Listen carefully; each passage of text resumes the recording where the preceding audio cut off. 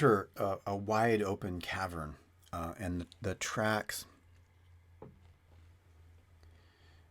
the track winding its way around large jagged stalagmites and softly glowing still pools of water. The train moves along quite slowly, jerking on the rickety tracks every now and then. Luminescent mushrooms bathe the cavern in an eerie glow that illuminates the slivers of fog that are creeping slowly across the ground. You see pale figures rise slowly from the pools, moaning and gurgling as they crawl out and start dragging themselves towards the train, their faces caked in white. One trips clumsily, disappearing into the mists with a muffled "oh." So we've started to make our way, and then let's see, which ones are the... I don't know which ones are the ghouls. Hold on a second. Hold on. So let's see. We're gonna have these ghouls pop up.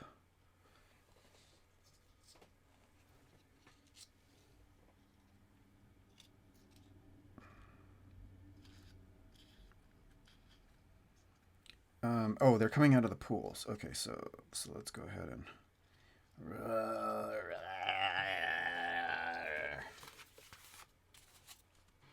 and there are 6 of them.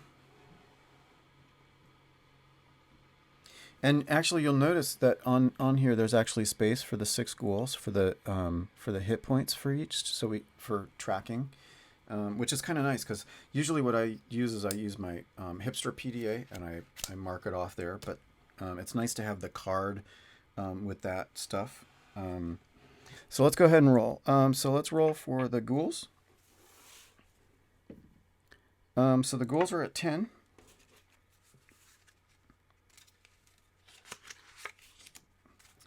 And let's start rolling for our friends here.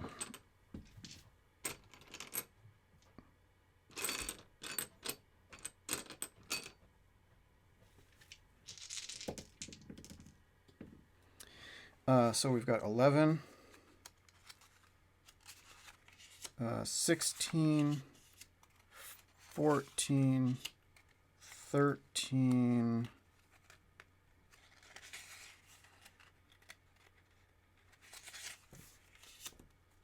3, and then the last one is 9. Okay, so we've got tail, stifle, muzzle, talon, ghouls, dewlap, and neck.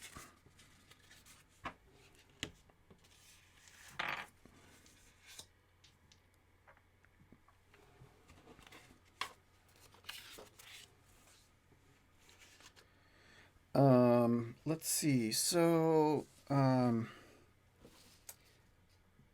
tail is 3. I think using a free action sort of yells out, so stop the train so we can fight these guys. And then what would tail do? Okay, I'm going to do a quick perception check. And 4 totally doesn't really see anything. I think the fog is rolling around too much right now. I think as a bonus action...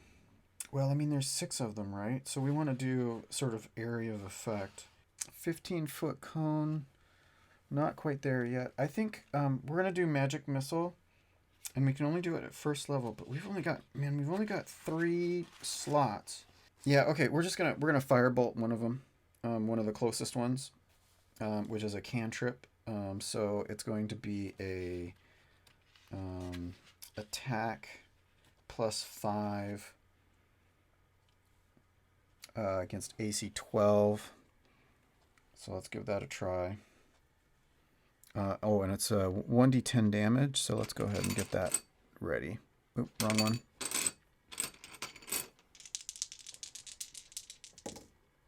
That's 19, that's definitely a hit, and that's 8 damage.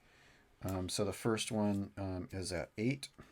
Yeah, okay, so that's it. So next up is Stifle.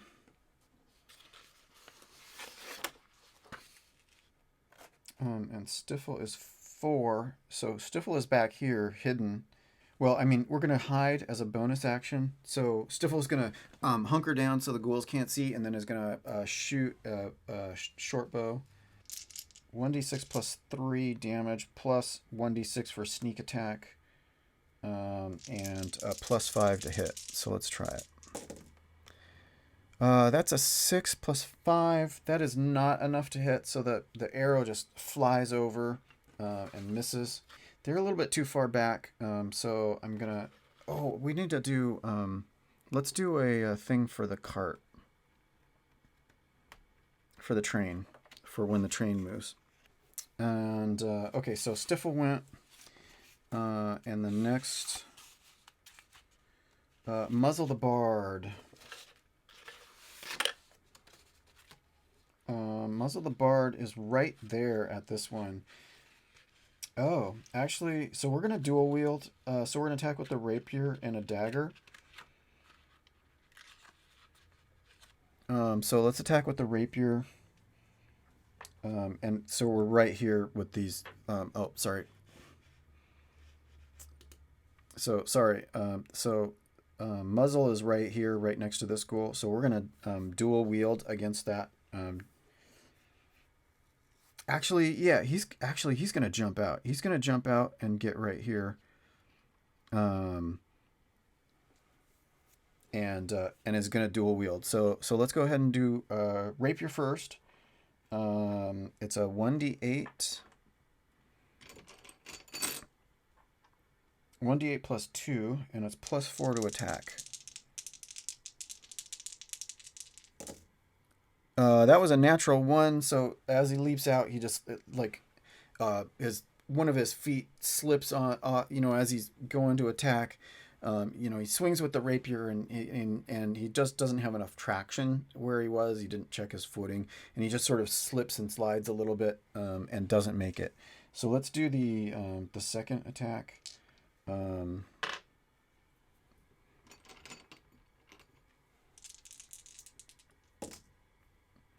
And that's definitely a hit, and that's 3 plus 2, so that's 5 damage against that same one.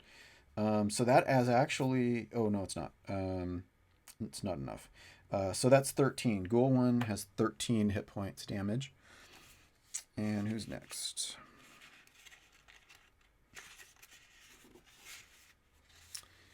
Talon is next. Talon the Ranger. What kind of fun stuff do we get? Dual wield. Only they're way in the back.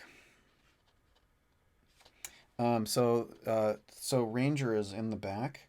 So I think instead of dual wielding, we're just going to attack with the longbow. We're going to try and finish off this ghoul.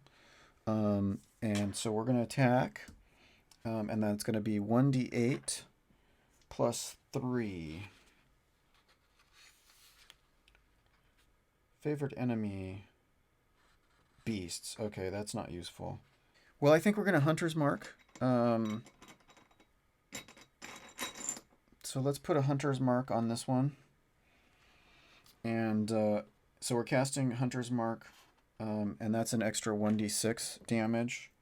So let's go ahead and let's give it a try. So it's plus 7 to hit. So that's definitely a hit.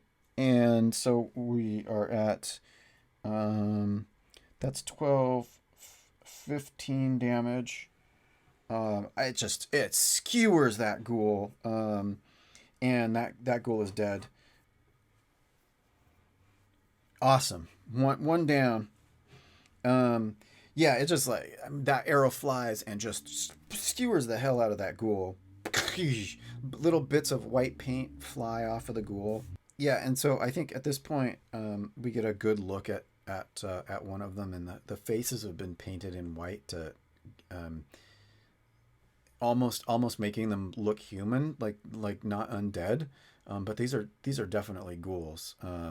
And so who's next? Okay, painted ghouls.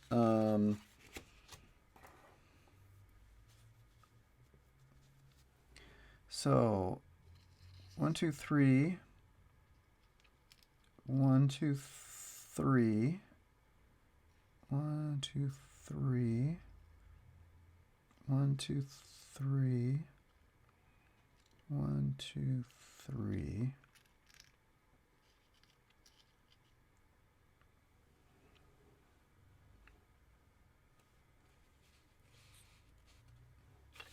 Okay, so one ghoul is going to attack our first person, which is Neck the Badger. That is not going to go well for them, I think. And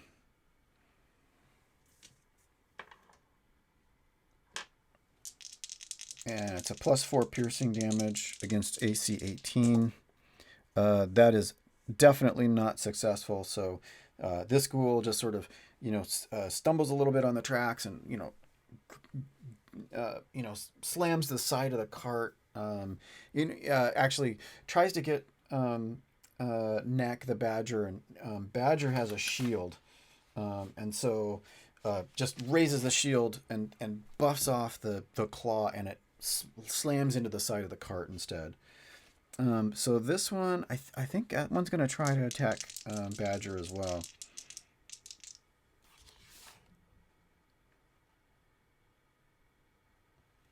Yeah, I think they're attacking Badger as well because Dewlap the Paladin is the other one that's right in front. And I think the Undead, like, I don't even want to mess with that. That's kind of what they're thinking. That's a 5. That's totally a miss. So Talon the Owl Ranger raises up a wing with a shield on it and smashes the hand of the one ghoul away, and then comes straight down like in a Captain America kind of and blocks the other one right as it tries to attack. The other one, these two aren't close enough, but this one is. So let's go ahead, and it's going to attack our friend, Muzzle the Fox Bard. Okay, so it's against AC 13. +4 to hit. This could be bad. No, that's 2. That's definitely not enough to hit. I think, Fox Bard is like ducking and weaving and moving around so fast that flicking their tail, like it looks like their tail is them, but then they do a whack-a-mole thing where the tail goes away and they pop up somewhere else, and they're just can't even get them.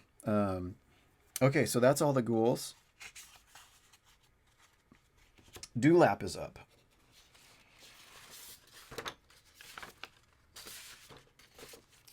So Dewlap, do we? I don't think at second level that we've got.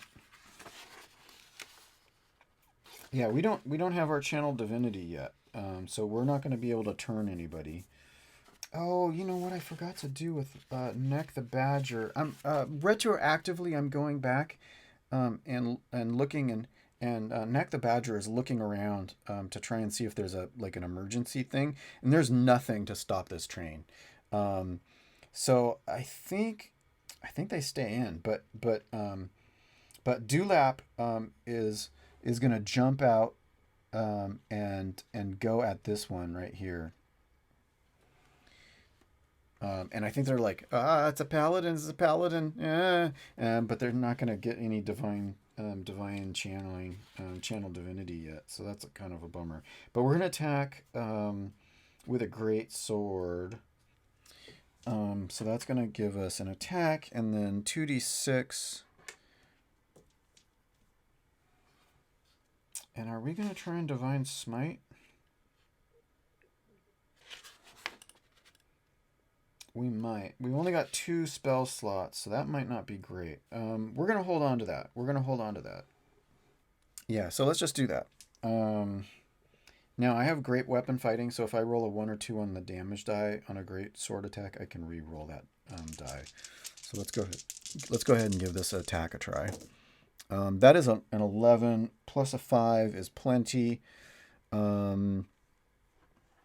I did roll a 2 on a damage die, so let's go ahead and re-roll that and try and see if I can get more. Oh man, I got a 6. That's awesome. So we got 11. So against ghoul number 5, 11 points. That's half down. I mean, we just like just swing and cleave at that, just making a giant gash in the side of this this ghoul. And now it is next. Nick the Badger hasn't gone yet. So you know, at some point they'll look around and see if they can find the thing. But actually, Nick the Badger has only defended against a ghoul, not actually moved. So Nick the Badger is going to give it a try. Now they had their shield out. It's tempting to switch to Warhammer, but yeah, we're gonna keep the shield. So we're gonna try and attack, and that's a 1d10. No, it's a. I'm sorry, it's a 1d6 plus 2, plus 4 to hit with this mace. So we're attacking. We're attacking this ghoul right here, with a mace. Let's see if we can get it. That was a 4. That was definitely not enough to hit. Even with a plus 4 is only 8. So that was a whiff. So I think they look around trying to see if there's any way to stop this train, and there really isn't. So they leap out onto this side, and they've kind of captured these two ghouls like in this area, like on the train track. So that's going to be pretty cool.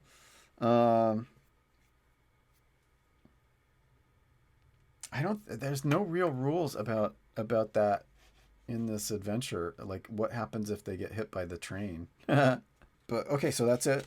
Now the train moves. I think the train actually tries to move through them. Let's do it really quickly.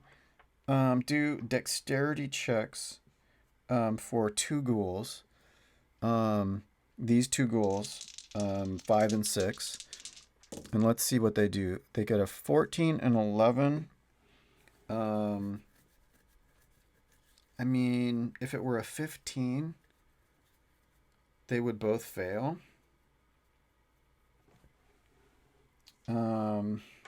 Let's do like 1d6 damage, bludgeoning damage to each of them as they're rammed by the train.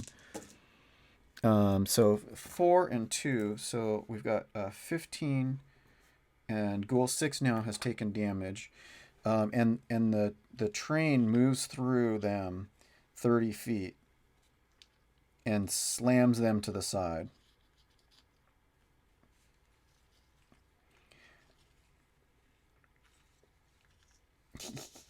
There's really no way to... It's kind of... Yeah. Okay. So it moves 30 feet. And now we're back to the top of the initiative order. Tail, the wizard, is up.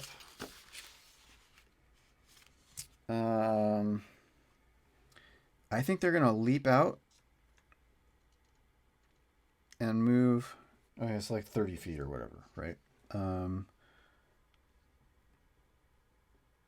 Well, no, you know what? He's going to stay in there. Screw that. He's going to stay in there and do Fireball against this ghoul right here. So let's go ahead and we're going to do a DC spell attack, and it's 1d10 damage. That's 15. That definitely hits. It's 8 damage. So that's ghoul number 2. We got 8 on that. And Stiffle, the rogue cat, is going to hide again in the back here. It's interesting because it says dual wield here, rapier and dagger. I think that's a mistake. I don't think this Stiffle the cat would have dual wield. I think that's a leftover from the ranger. We're gonna sneak attack. Yeah, I mean we're back here, so I think what we're gonna do is we're gonna try and shoot that this ghoul that's engaged with the other one from hidden. So that's 1d6 plus a d6 of sneak attack damage. Plus 5 to hit. That's a natural 1. So that arrow just flies off into the mud and does absolutely nothing. Whoa, wait. Except that I'm hidden and it's engaged. I should have advantage on that, right? That's 10 plus 5 is 15. So that does actually hit. It was, what was that? 8. So that is another 8. So that's 16. Okay, so Stifle the Cat went up. So we're now at Muzzle the Bard. So Muzzle the Bard is right here, and is going to just attack with dual wield. So we're going to attack with our dagger. So it's Rapier, 1d8, and and dagger 1d4.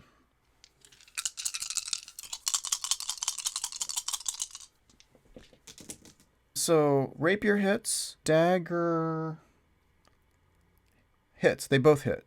So that's 4 and 7, 8, 9, 10, 11. So that's 11 on Ghoul 2. That is enough to kill it. So Ghoul 2 keels over. And now Talon goes. And again, I think Talon the Ranger is going to use a bonus action to move Hunter's Mark to this one. And is going to... Wait, which one am I? Oh, I'm way back here. I think we're going to use our longbow and try and skewer that one. So it's going to be a 2-hit, and it's a 1d8, and then plus d6 for Hunter's Mark. And it's plus 7 to hit. That's definitely enough to hit, and that is 9 damage. So ghoul number 3 now has 9 damage. And now it is the ghoul's turn again. So this ghoul is going to move 30 up to the ranger. This one is going to move 30 up to here. This one is already engaged, and this one is engaged with this one. So let's go ahead and... I need to turn these so I can see the numbers. So Painted Ghoul 6 is going to attack the Badger Fighter. So AC 18. And they are plus 4 to hit and 1d6. Okay, so we're going to... Painted Ghoul attacking the neck Badger Fighter. That is enough... No, wait. Yes, that is enough to hit. And that is 6 damage. Okay, so now I need to start with my hipster PDA. So Talon, Owl Ranger takes 6 damage. This ghoul is attacking number 5, which is Dulap the Paladin. And that is going to be, well, except he used his great sword, so he doesn't have the shield. So he's only got AC 15. So we're going to give that a try. Plus 4 to hit. Plus 4 to hit. That is not enough. That ghoul, the great sword just sort of does a parry with the great sword, and knocks the ghoul's hand back. Or I guess it's a bite. I guess the attack is a bite. So they're attempting to bite, and I think it just bashes him in the face with the greatsword. This ghoul is going to attack our Muzzle the Bard. Muzzle the Bard has an AC of 13.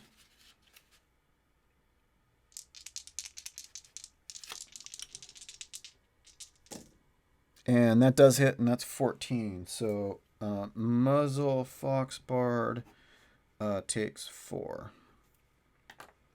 These don't. Oh, they didn't actually roll hit points on these pre-gens. I didn't actually see that. Okay, so hold on. We're gonna have to figure out.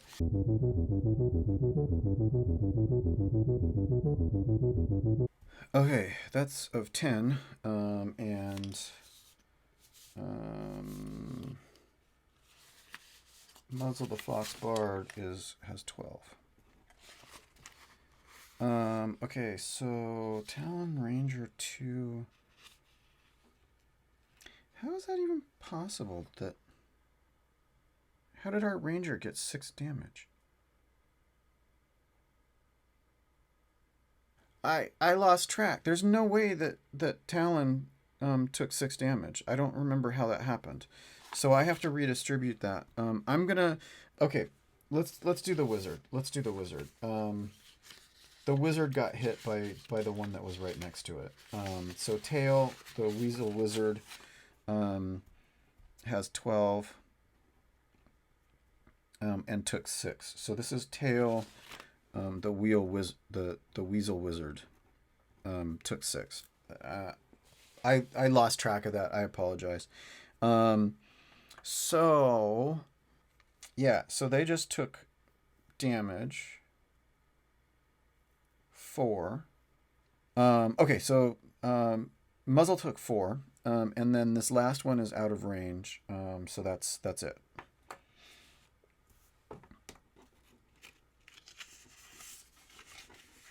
So Dewlap the Paladin, right here, is going to attack with the Great Sword against that one. So Dewlap, the Paladin, is going to attack with the Great Sword, and that's +5 and 2d6 +3, and it's a +5 to attack.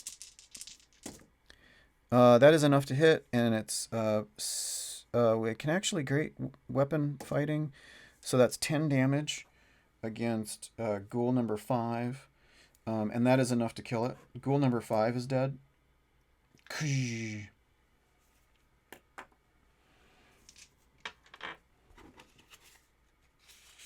And Nick the Badger is up.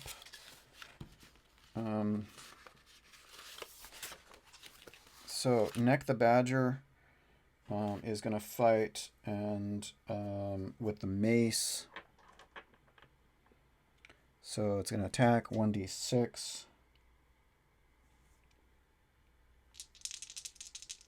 That's +4 to hit. That is plenty to hit with a natural 18, and that's 4 plus 2 is 6. So that takes this ghoul to 8 damage.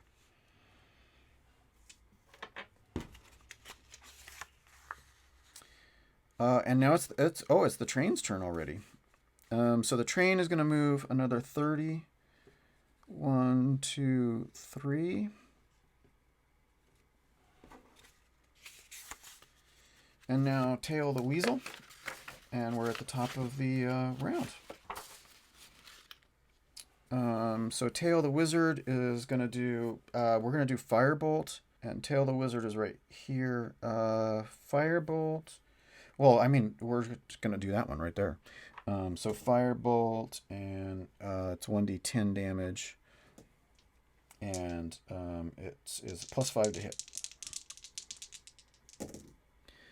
+5 is just enough to hit. So we hit for 4. So this one takes another 4.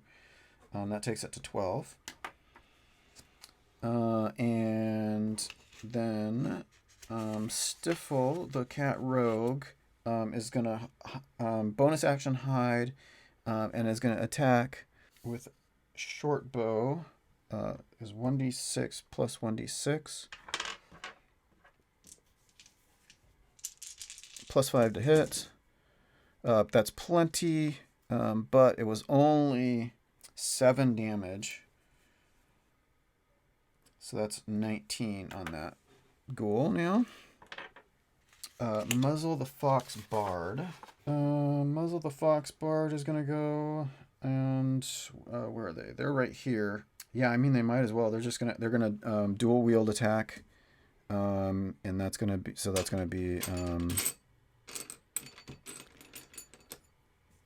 a D4 and a D8. +4 to hit. That's enough to hit with both, and so that is 6, 7, 8, 9, 10. That's 10 against ghoul number 3. Wow. Yeah. So that takes him... No, takes 19. So there's actually ghoul 3 and 6 are both at 19. And that's going to be it for Muzzle the Fox Bard. Yeah, Muzzle the Fox Bard. Talon the Ranger, number 2, is going to attack with the longbow to this one that's hunter marked. And so it's going to be a 1d8. And then plus d6. And plus 7 to hit. That definitely hits. Unfortunately, that's only 7 damage. Oh, but that's enough. That's plenty. That's plenty. So that kills ghoul number 3. Ghoul number 3 is down. Bonus action, Talon is going to move Hunter's Mark to this one. And now it is the ghoul's turn. Do they do morale? No, I don't think they do. I think they're undead. They're just going to keep going until everything is over. So this painted ghoul is going to attack our fighter, who is currently at AC 18. +4 to hit. Trying to bite. That is not enough to hit. Bite just like bites the edge of the shield.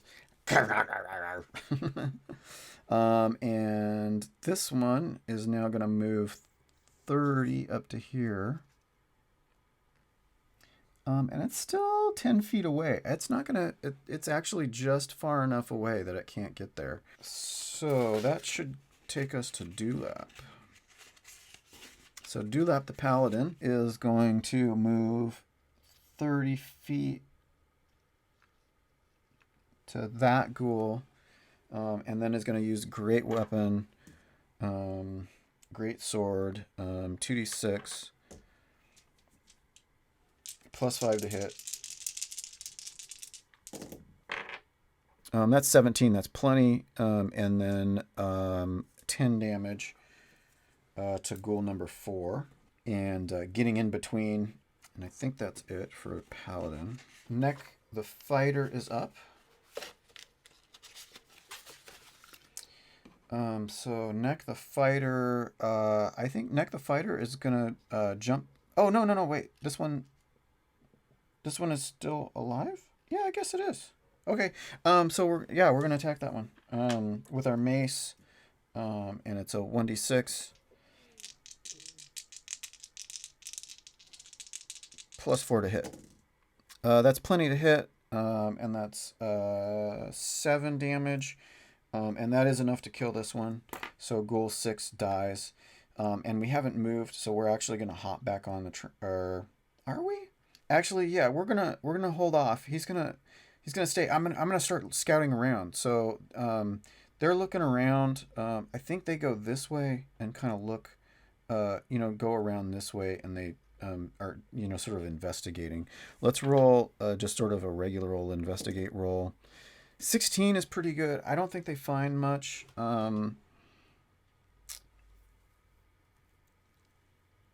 Let's do that cumulatively at the end. But so that's what he's doing. He's gonna move off that way. The train moves 30.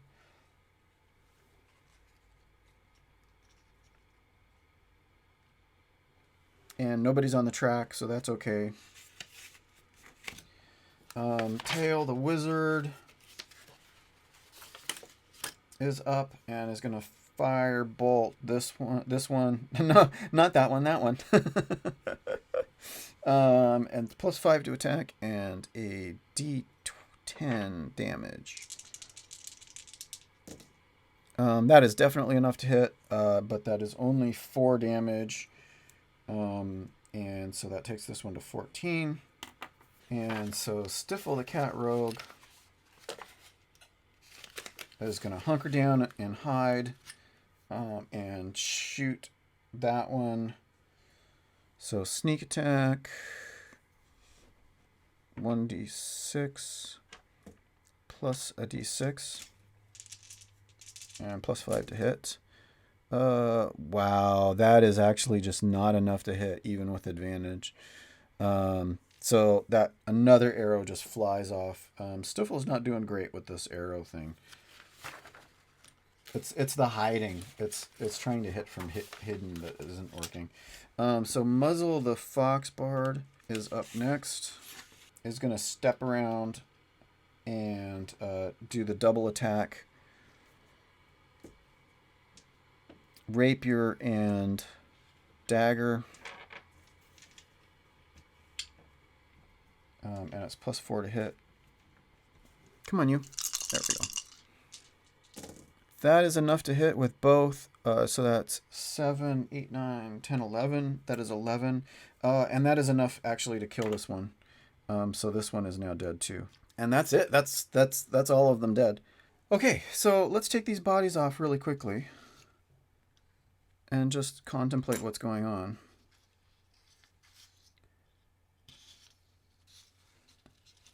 So all of the ghouls are now dead. I think everybody hops out of the train really quickly and starts, doing exploring around and just looking, because we're looking for evidence. We're looking for evidence of the missing person, right? And everything else. So let's do 3 groups and do investigation rolls and just sort of see what we get. So that's 19 plus a bunch is over 20. Not so great for the second group, and super good for the third group. Let's do just sort of a perception check. Our passive perceptions are not great. Our highest passive perception is 14. Do perception with plus 4 and a help action from somebody. That's 16. So what happens here actually is that is as they're looking around, Talon sort of notices that there's a magical darkness somewhere down here at the bottom, and like is really interested in that. I think let's do a Arcana check with help. That's a natural 20. It's the wizard. The wizard totally recognizes it as magical darkness, and the owl is, with their huge eyes and so many of these guys can see in the dark. Yeah, like so, it's magical darkness, so they just totally, and they start feeling around in the dark, and they, and down here they suddenly find, sort of feel a door, with no keyhole. And as Talon is sort of patting around the door with the perception and investigation rolls that they did, sort of pats around and sort of feels like, oh wait, what's this? There's some sort of piece of paper, and grabs it, and steps out of the darkness and shows it to the party, and it's like this little piece of paper with the word "boo" written on it, and they're looking at each other, and they're like, what does that mean? Why would you write "boo" on a piece of paper? And like in the middle of that sentence, from behind the darkness, there's like, the metallic clack of a lock. So clearly that triggered something. So Talon then goes to the door, tries it out, and it's unlocked now, and opens it up, and then steps through and goes and actually ends up on our little map. So it actually leads. This is, I mean, because it's DM knowledge. So I have to be able to know this stuff. But there, so this is this. They discovered a secret passage that goes from here to here, and I think Talon sort of runs off, does a dash in order to run, while the others are searching around, and sort of looks in to see what they find, and they see that there's this layer, this spider layer. Let me really quickly just. Oh no! Oh no! I may have just bypassed the entire adventure. Hold on! Hold on! Hold on! So Talon the ranger runs down here, and we're gonna do a perception check.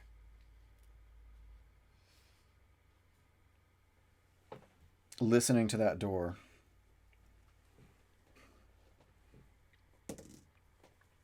12 plus 4 is 16. So at a 15, I this is awful. I think they totally hear. Talon hears muffled cries.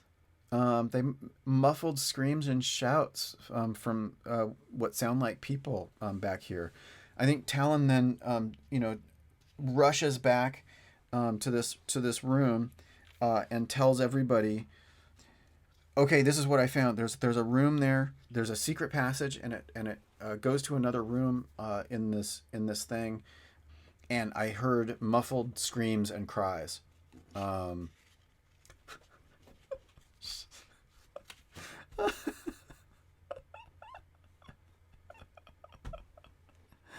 oh no! So what do they do? I mean, they've got to go that way, right? That's their whole point. Yeah, I think that's it. So I think everybody gets out of the train. To hell with the train, and they all head down here to this secret tunnel, and they head towards this room where they hear the muffled screams and cries.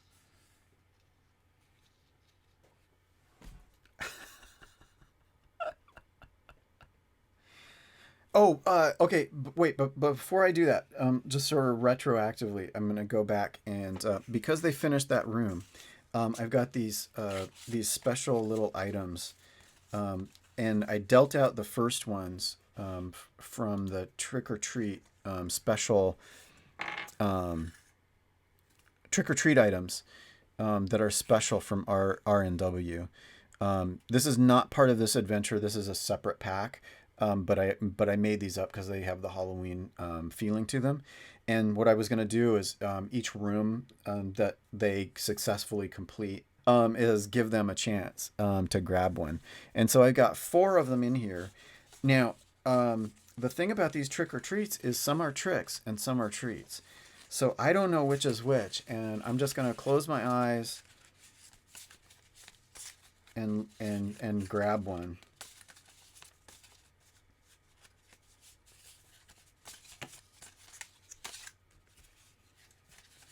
Okay, so which one is it? It's that one. Okay, so it's Little Cauldron. Now, so I've got a little cauldron, and now I have to use it. My idea is I have to use it, but I won't know whether it's cursed or not until I use it. So yeah, so we've got that going for us. And then there's actually yeah, so it's this. So this is the one I picked. It's the Little Cauldron. And so what's going to happen is it's in this envelope, and in the next encounter I need to use it, and we'll find out what it does, whether it's cursed or not. I don't know, but whatever it does, we're going to use it. And then I have all of the other items that I'm gonna reshuffle them out. Once I open up that one, I'm gonna open up the other one, or I'm gonna reshuffle items into those envelopes and use refill the thing, and then each room I'd get a new one and use it up. That's the idea. Okay, so anyhow, so we did that. So anyhow, yeah. So now the party heads towards down this secret passage to this room, and and we're gonna see what happens.